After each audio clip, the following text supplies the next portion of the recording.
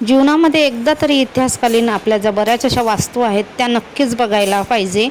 अजिंठ्याची लेणी मी आधी बघितली होती, लग्नाच्या आधी एकदा आम्ही गेलो होतो त्यावेळेस बघितली होती. एलोराची लेणी म्हणजे वेरूळची जी एलोरा लेणी आहे ती बघितली नव्हती.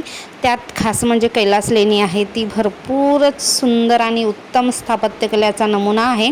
आणि ही जी लेणी आहे ना, आपलं नवीन नोट आहे ग्रीन कलरचं 20 रुपयाचं, त्या नोटावर जी लेणी आहे तीच लेणी आहे नक्की. मला सुरुवातीला कन्फ्युजन वाटत होतं, कारण कोणत्या कोणत्या अँगलनी वेगळ्या अँगलनी घेतलेलं आहे आणि आपण बघतो ते जरा वेगळ्या अँगलने बघतो, तर असं वाटत होतं कन्फ्युजन की आहे की नाही. पण नंतर मी नेटवर बघितलं तर खरोखर 20 रुपयाच्या नोटावर जी लेणी आहे ती एलोरा लेणीच आहे आणि खूप छान आहे. एकदा तरी जीवनामध्ये अवश्य बघून यावं.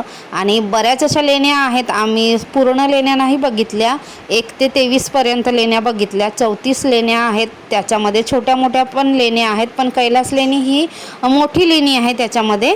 आणि एका दिवसामध्ये बघून होत नाही आणि गाईड असेल तर उत्तम आपल्याला माहिती वगैरे सांगायला. लेणीच्या बाजूलाच एक धबधब्यासारखं ठिकाण आहे, पण आता पाणी नसल्यामुळे तिथं पाण्याचा प्रवाह नव्हता.